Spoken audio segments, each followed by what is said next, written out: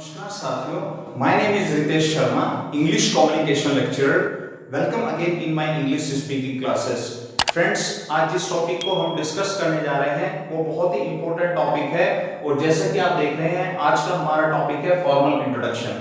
और फ्रेंड्स, मैंने इसको इंपॉर्टेंट क्यों कहा, क्योंकि आज के टाइम में अगर हम बात करते हैं हमारे उन यंग प्रोफेशनल्स की जो अपना हाल ही में प्रोफेशनल डिग्री या डिप्लोमा को कंप्लीट कर चुके हैं, अब उनको एक जॉब की रिक्वायरमेंट होती है और उनको ये डायरेक्टली अफेक्ट करता है। क्योंकि अगर एक यंग प्रोफेशनल अपने इंट्रोडक्शन में एक्सपर्ट हो जाता है तो वो एक अच्छी और डिसेंट जॉब जो है वो ले सकता है। तो फ्रेंड्स, अब टाइम को वेस्ट ना करते हुए हम हमारे टॉपिक के ऊपर आते हैं। तो एक मैं आपको बता देता हूं कि फॉर्मल और इनफॉर्मल होता क्या है। तो फ्रेंड्स, इनफॉर्मल वो होता है जब आप किसी आपके फैमिली या फ्रेंड्स के साथ जब आप इंट्रोडक्शन करते हैं, उसको हम इनफॉर्मल इंट्रोडक्शन कहते हैं। और फॉर्मल इंट्रोडक्शन हमारा होता है जब हम हमारे किसी रेस्पेक्टेड वन या एल्डर वन या किसी फॉर्मल सिचुएशन में होते हैं या हम किसी फॉर्मल सिचुएशन में होते हैं। तो फॉर्मल सिचुएशन का मतलब फ्रेंड्स हमारे यहाँ पर आ गया,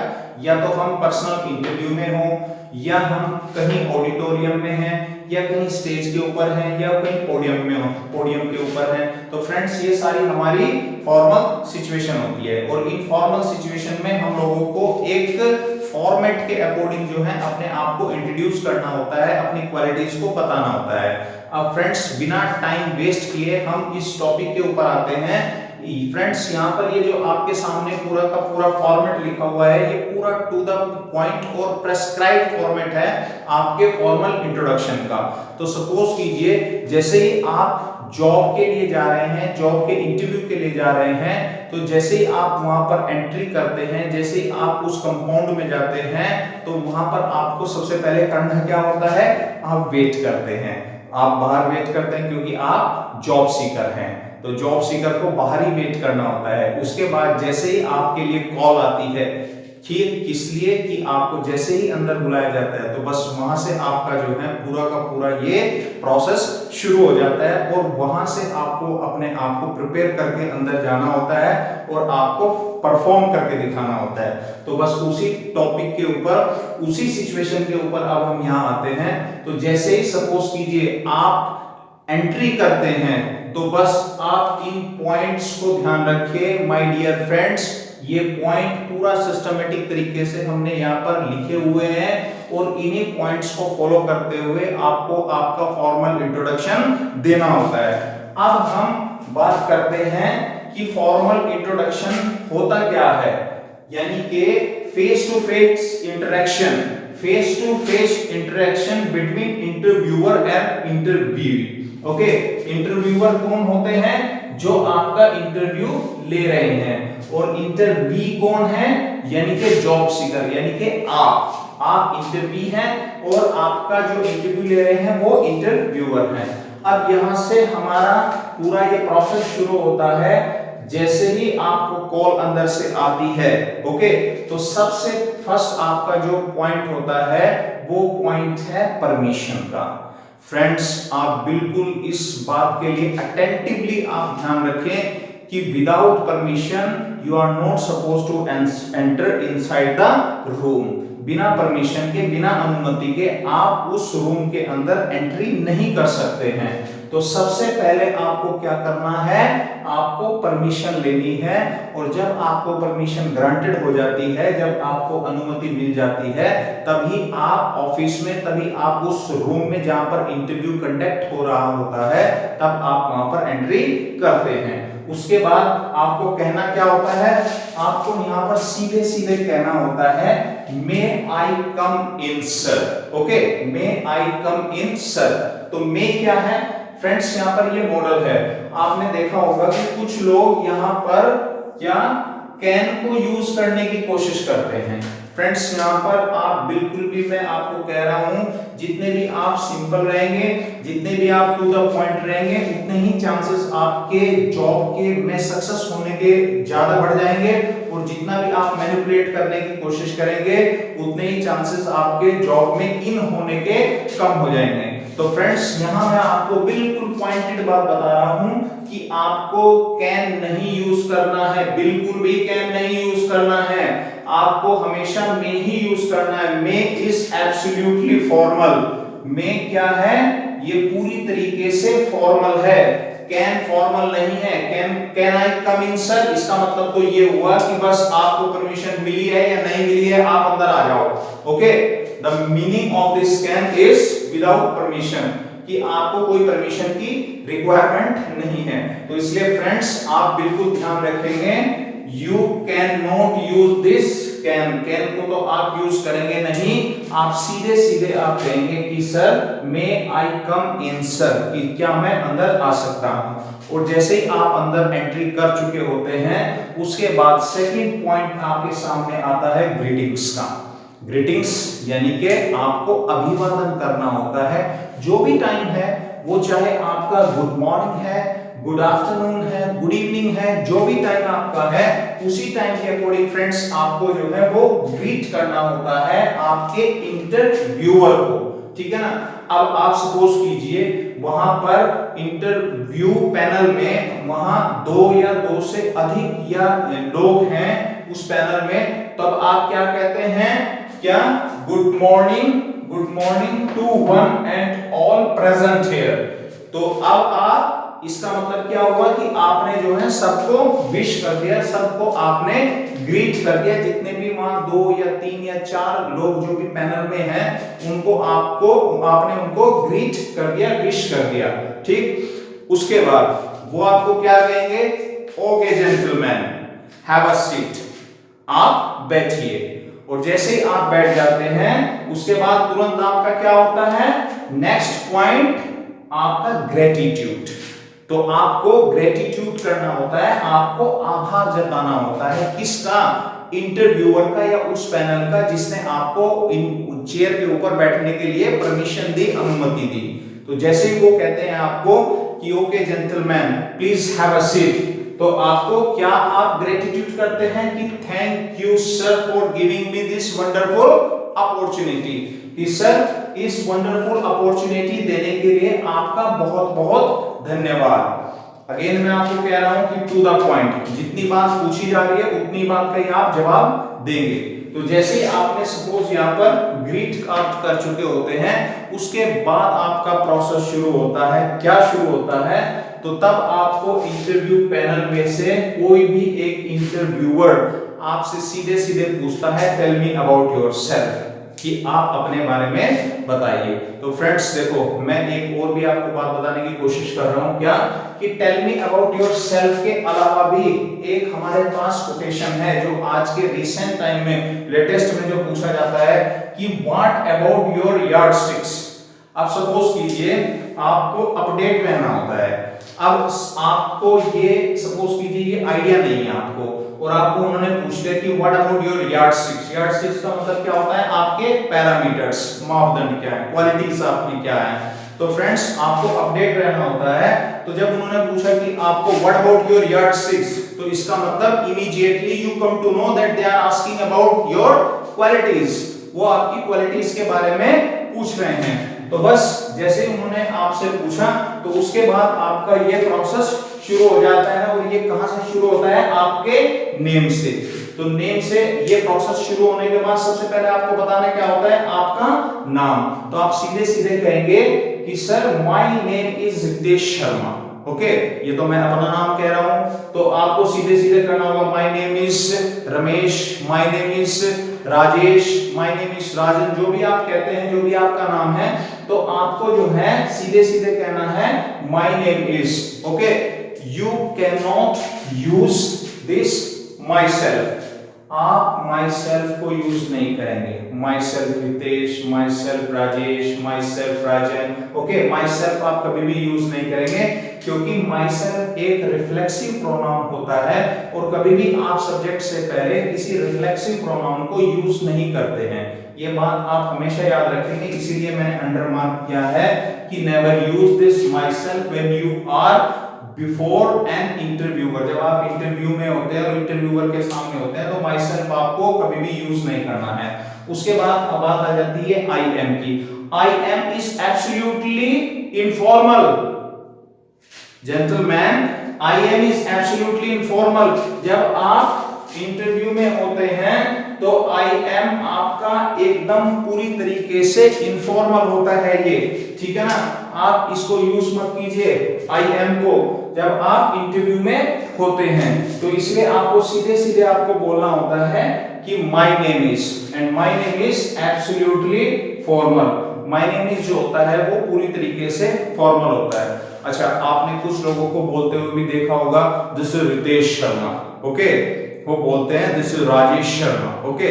तो ये दिस इज जो आप बोलते हैं या ये बोला जाता है, ये हमेशा तब आपको बोलना होता है या तब बोला जाता है जब आप किसी ह्यूज गैदरिंग को आप एड्रेस कर रहे हैं, जब आप किसी बड़ी संख्या को, या आप प्रेजेंटेशन में हैं, या आप सपोज ऑडिटोरियम में हैं, ओके, या सेमिनार में हैं, तब जब आप किसी ह्यूज ऑडियंस यानी कि बहुत बड़ी संख्या में ऑडियंस को आप अपने आप को इंट्रोड्यूस कर रहे हैं उस ऑडियंस के सामने, तब आप इसको बोलते हैं this is Ritesh Sharma, this is Rajendra Sharma, okay.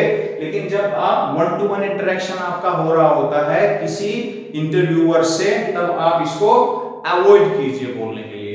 तो सपोज अब जैसे आपने नाम बता दिया होता है, उसके बाद आपको सीधे बताना होता है आपका प्लेस, कि कहां से आप आ रहे हैं, कहां के आप रहने वाले हैं। तो आप सीधे बोलेंगे I belong to Saharanpur, okay, ये तो मेरा शहर है, लेकिन मैं आपको बता रहा हूं जो भी आपका सिटी है, आप सीधे सीधे बोलेंगे आई बिलोंग टू सहारनपुर। अच्छा फ्रेंड्स, आई एम फ्रॉम को आप अवॉइड करें, क्योंकि I am from is not sensing a formal sense, okay. ये आई एम फ्रॉम जो है वो एक फॉर्मल सेंस को नहीं शो करता है, इसको थोड़ा सा आप जो है वो अवॉइड करने की कोशिश करें, और आप सीधा सीधा आप बोलें कि sir I belong to this city, I belong to this city, okay. और जैसे आपने प्लेस कंप्लीट कर लिया होता है, उसके बाद तुरंत आपका जो पॉइंट आता है वो आता है आपका फैमिली का। अब आपको फैमिली के बारे में बताना होता है, और जब आप फैमिली को एड्रेस करते हैं, फैमिली के बारे में आप बताते हैं, तो आपको सीधे सीधे आपको इस quotation as far as, okay, ये कोटेशन से आपको शुरू करना होता है, और ये एक्सप्रेशंस के लिए यूज होती है। जब आप किसी चीज को एक्सप्रेस करते हैं तब हम यूज करते हैं as far as।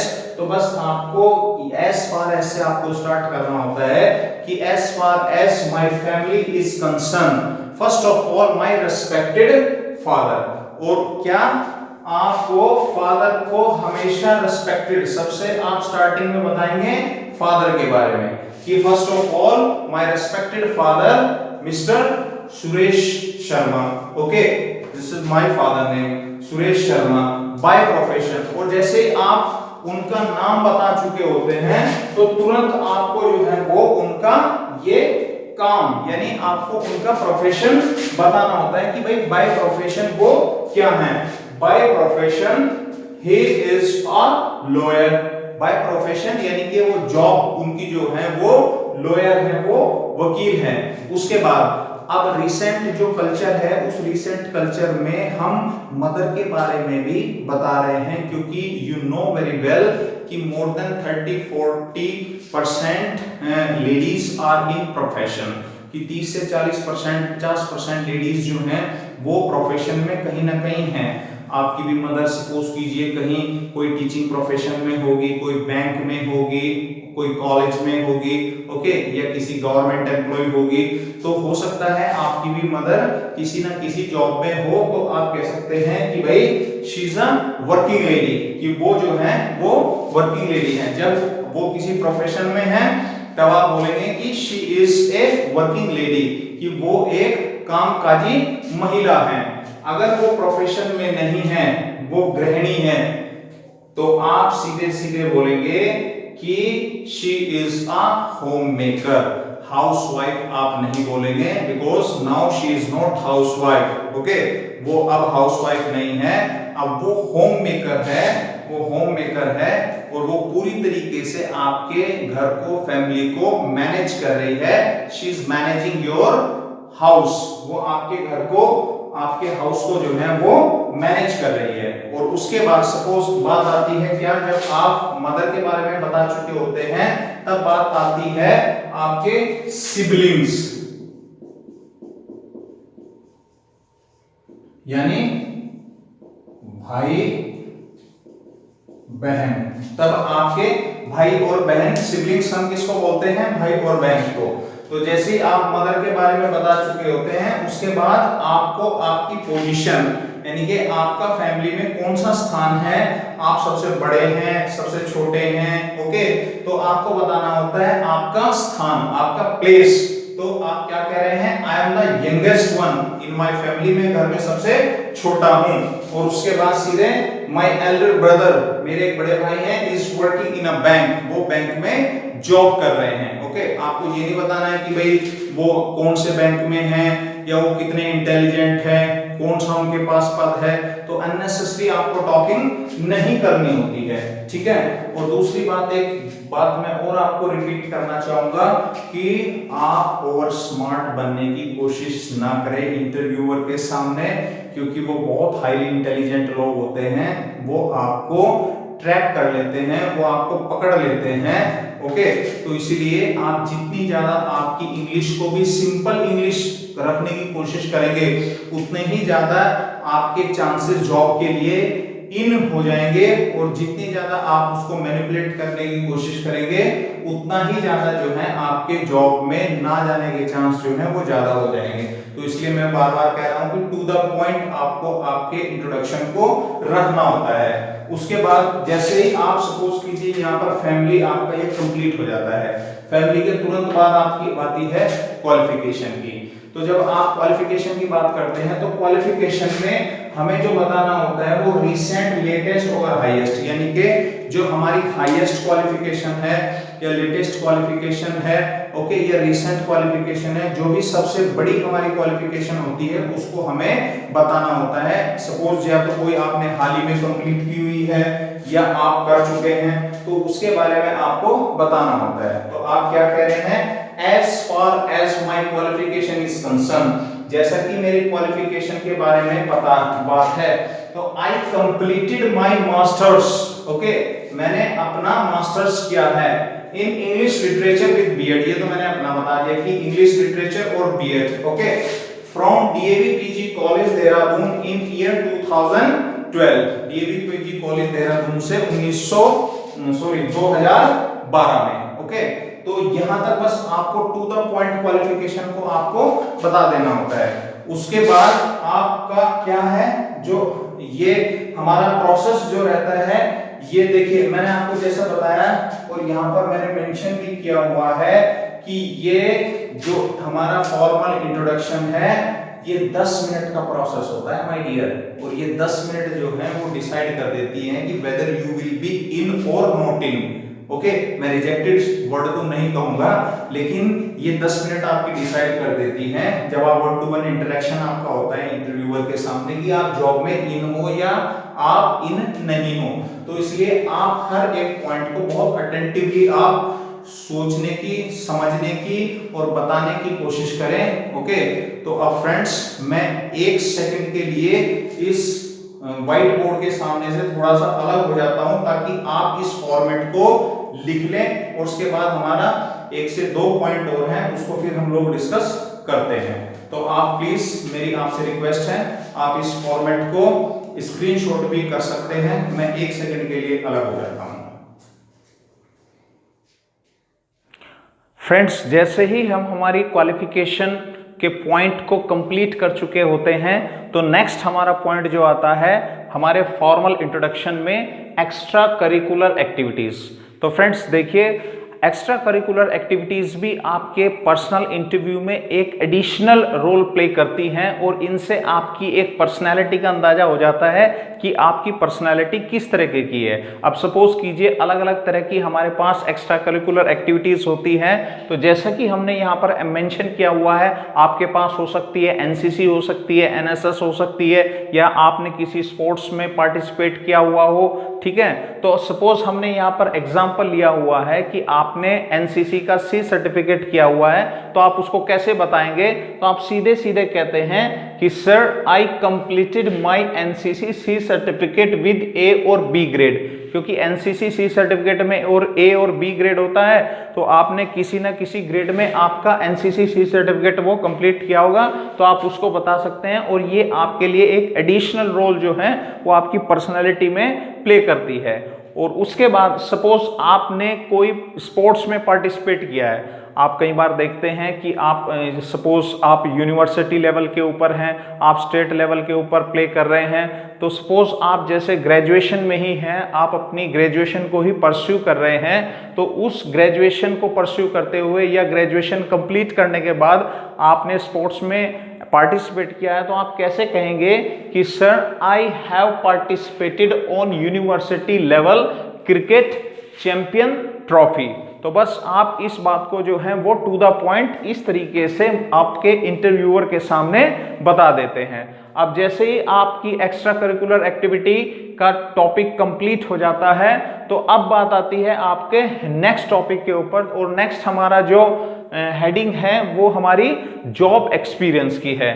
तो फ्रेंड्स, ये हमारा जो पॉइंट है ये अब उन लोगों के लिए आ जाता है जो प्रोफेशनल हैं और एट प्रेजेंट में किसी ना किसी ऑर्गेनाइजेशन, किसी ना किसी कंपनी में वो लोग जॉब कर रहे हैं। तो अब जब आपके बात आती है कि जॉब एक्सपीरियंस की, कि what about your job experience, कि भाई आपका जॉब एक्सपीरियंस क्या है, आप उसके बारे में बताते हैं। तो आप कैसे बताते हैं? आप सीधे सीधे बता देते हैं कि प्रेजेंटली या currently, okay, I am working with an MNC as a software developer since 2017, okay.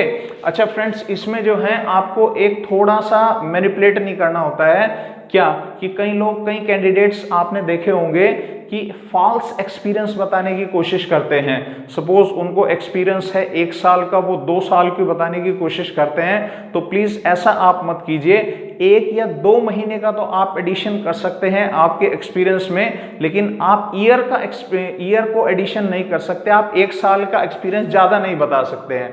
अच्छा, उसके बाद एक छोटा सा मैं आपको बता देता हूं कि what is the difference between presently and currently. ये प्रेजेंटली और करंटली हमें कहां बोलना होता है और इनमें डिफरेंस क्या होता है? तो देखिए, अगर आप किसी ऑर्गेनाइजेशन में लॉन्ग टाइम से, अगर आप किसी ऑर्गेनाइजेशन में लॉन्ग टाइम, लंबे समय से जब आप कार्य कर रहे होते हैं, जॉब कर रहे होते हैं, then you need to tell presently कि sir presently I am working as a software engineer, presently I am working as a management trainee, okay.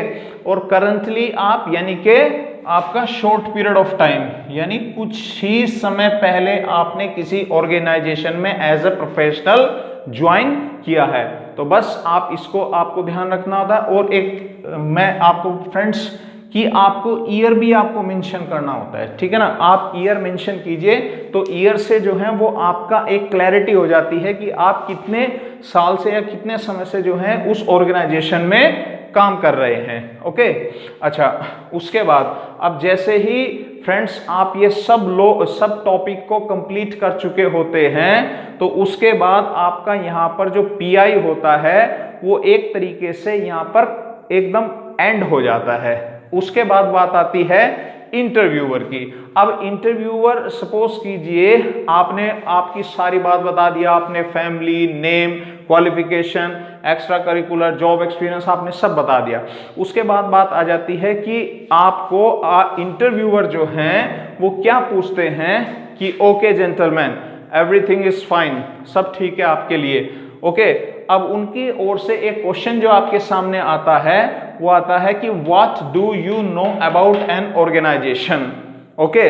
तो आपको इस क्वेश्चन के लिए जिस भी आप जॉब इंटरव्यू के लिए जा रहे हैं, किसी भी कंपनी, किसी भी ऑर्गेनाइजेशन में आप जा रहे हैं, तो आपको रेडी होकर रहना होता है किसके लिए? इस क्वेश्चन के लिए, कि वो आपको ये पूछेंगे ही पूछेंगे कि आप हमारी ऑर्गेनाइजेशन के बारे में क्या जानते हैं। और देखिए, मैं आपसे एक रिक्वेस्ट करूंगा कि आप जिस भी ऑर्गेनाइजेशन और कंपनी में आप इंटरव्यू के लिए जा रहे हैं, तो आपको यू शुड नो प्रायर कि कंपनी की कुछ बेसिक्स आपको पता होनी चाहिए, कुछ आपको कंपनी के बारे में जानकारी होनी चाहिए, बेसिक्स ही आपको जानकारी होनी चाहिए। सपोज कीजिए जैसे कि एस्टेब्लिश्ड ईयर कि ऑर्गेनाइजेशन जो है जिसमें आप जा रहे हैं भाई वो किस साल में एस्टेब्लिश हुई, ओके, ये आपको पता होना चाहिए। उसके बाद आपको नेम ऑफ कंपनी सीईओ और एमडी कि भाई करंट में जो है उस ऑर्गेनाइजेशन या उस कंपनी के कौन एमडी हैं, कौन सीईओ हैं, उनके प्रोफाइल के बारे में आपको पता होना चाहिए। और नेक्स्ट आपका आ जाता है प्रोडक्ट ऑफ कंपनी की कंपनी क्या मैन्युफैक्चर करती है, क्या प्रोडक्ट है, ओके। तो ये कुछ एक बेसिक सी चीजें कंपनी का मान लीजिए एनुअल टर्नओवर क्या है, कुछ ये बेसिक सी चीजें जो हैं उससे क्या आपका आइडिया लग जाता है कि you are aware about an organization, कि आप ऑर्गेनाइजेशन के बारे में वो अवेयर हैं। अब उसके बाद एक क्वेश्चन और बड़ा टेक्निकली सा क्वेश्चन आपके सामने अराइज होता है इंटरव्यूअर के द्वारा, क्या कि वो लास्ट में आपको पूछ सकते हैं और मोस्टली 70-80% इंटरव्यूअर ये पूछते भी हैं कि okay gentleman everything is fine, we are absolutely satisfied from your professional qualification, हम आपकी professional qualification as well as experience से पूरी तरीके से सेटिस्फाई हैं, ओके ठीक है, एवरीथिंग इज फाइन। लेकिन वो क्या आपको क्वेश्चन पूछते हैं कि भाई why do we hire you, okay, in our company, कि सब कुछ ठीक है लेकिन उसके बावजूद भी हम आपको हमारी कंपनी में क्यों रखें, आपको क्यों अपॉर्चुनिटी अपनी कंपनी में दें। तो देखिए फ्रेंड्स, यहाँ पर भी आपको ओवर स्मार्ट बनने की जरूरत नहीं है और आपको मैनिपुलेट भी करने की जरूरत नहीं है कि सर मैंने ये अचीवमेंट किया है, मैंने ये कर दिया, मैंने पिछली ऑर्गेनाइजेशन में ऐसा कुछ कर दिया, ओके। आपको कुछ भी ऐसा मैनिपुलेशन करने की रिक्वायरमेंट नहीं होती है, आपको सीधा सीधा सिंपली आपको बता देना होता है किस तरह की फॉर्म में आपको सीधा बोलना होता है कि सर यू विल, ओके, यानी कि आप अपने बारे में बता रहे हैं कि यू विल, आप यहां कह सकते हैं यू विल, इट मींस ये यू आपके लिए, कि यू विल, आप इसमें आई भी कह सकते हैं या यू आई विल या you will deliver exceptional results, okay, and be a great addition to the team, okay, कि भाई आप ऑर्गेनाइजेशन के लिए एक एक्सेप्शनल रिजल्ट्स जो हैं वो दे सकते हैं, आप ऑर्गेनाइजेशन के लिए एक एसेट हैं या एसेट बन सकते हैं, okay, and be a great addition to the team, और जो ऑर्गेनाइजेशन में एक टीम बनी हुई है उस ऑर्गेनाइजेशन की टीम के साथ आप जो हैं वो एक ग्रेट रोल जो है वो प्ले कर सकते हैं। तो इसीलिए फ्रेंड्स ये हमने एक पूरा का पूरा फॉर्मल इंट्रोडक्शन का यहाँ पर डिस्कस किया, और जैसा कि मैंने आपको पहले भी बताया था कि ये 1-to-1 इंटरेक्शन होता है और 10 मिनट का इंटरेक्शन होता है, और ये 10 मिनट ही डिसाइड कर देती है कि whether you will be in और नॉट इन, ओके। अब ये सारी चीजें, ये पॉइंट्स तो हमने आपको बता दिए।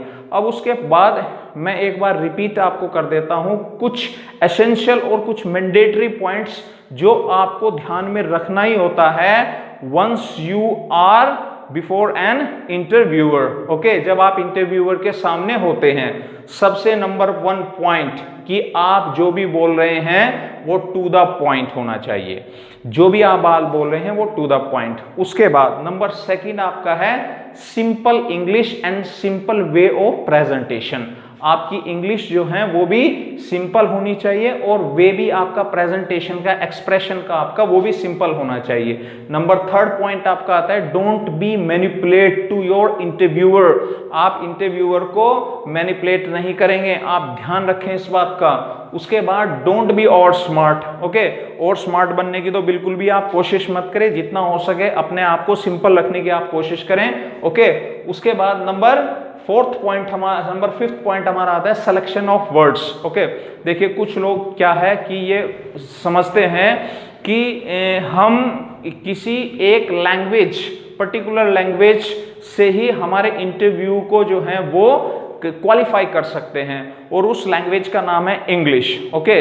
तो फ्रेंड्स मैं आपको थोड़ा सा और क्लियर करने की कोशिश करूंगा कि अगर आपके पास सिलेक्शन ऑफ वर्ड्स है तो language doesn't matter, language matter करती है, लेकिन सिलेक्शन ऑफ वर्ड्स भी आपका स्ट्रॉन्ग होना चाहिए। अगर आपका हिंदी भी सिलेक्शन ऑफ वर्ड्स आपका दमदार है, ओके, स्ट्रॉन्ग है, तो definitely you can lead a good impression towards your interviewer. आप इंटरव्यूअर के ऊपर एक अच्छा इंप्रेशन क्रिएट कर सकते हैं। उसके बाद आपका आता है नंबर, नेक्स्ट पॉइंट है how you become an asset. Okay, आप किसी ऑर्गेनाइजेशन, किसी कंपनी के लिए एसेट कैसे बन सकते हैं, उसके कैसे काम आ सकते हैं। अगर वो आपको 20,000 या 50,000 आपको सैलरी दे रही है, तो आप 5 लाख का काम उनके लिए कैसे कर सकते हैं। ओके, उसके बाद नेक्स्ट पॉइंट आपका एक मैं बहुत ही इंपॉर्टेंट एंड क्रूशियल पॉइंट है कि फ्रेंड्स, जब भी आप अगर वर्किंग में हैं और किसी दूसरी ऑर्गेनाइजेशन, कंपनी में आप इंटरव्यू के लिए जा रहे हैं, तो प्लीज आप पहली ऑर्गेनाइजेशन या जो करंट आपकी ऑर्गेनाइजेशन है उसकी आप कभी भी बुराई मत करें। ओके, ये आपका एक बड़ा टेक्निकल मैं आपको पॉइंट बताने की कोशिश कर रहा हूं। इट्स अ साइकोलॉजिकल पॉइंट, और अगर आप ऐसा करने की कोशिश करते हैं तो दे विल असेस यू। जो इंटरव्यूअर पैनल होता है वो आपको एसेस कर लेते हैं कि आपकी पर्सनैलिटी जो है वो किस तरह की है, इसलिए बुराई मत करें।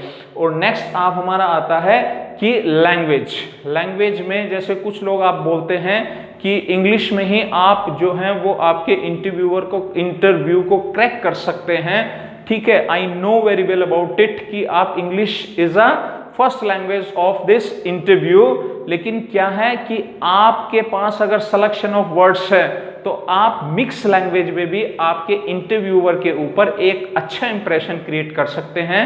तो फ्रेंड्स, आज हम इस टॉपिक को यहीं पर हम इसको आपको एंड करते हैं, और ये सारा का सारा फॉर्मेट जो है, जो मैंने आपको फॉर्मल इंट्रोडक्शन का बताया, बस इस सारे के सारे फॉर्मेट के अकॉर्डिंग ही आप सब लोग जो हैं वो आपके इंटरव्यू की प्रिपरेशन करेंगे। और मैं 1 सेकंड के लिए दोबारा से आपके व्हाइट बोर्ड से थोड़ा सा अलग हो जाता हूं, ताकि आप इसको जो है वो इस पूरे मैटर को नोट कर सकें या स्क्रीनशॉट कर सकें। Just 1 minute.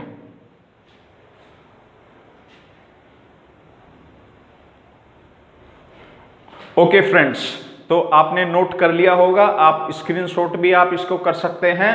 तो अब ये सारा का सारा फॉर्मेट यहीं पर ही कंप्लीट होता है। तो आगे हम हमारी नेक्स्ट वीडियो में जो है वो हमारा नेक्स्ट टॉपिक को जो है वो लेके आएंगे। और फ्रेंड्स, अगर आपका कोई सजेशन है तो definitely it will be welcome, और आप हमारे चैनल को सब्सक्राइब करें, उसको लाइक करें, उसको शेयर करें। English time study. Thank you so much.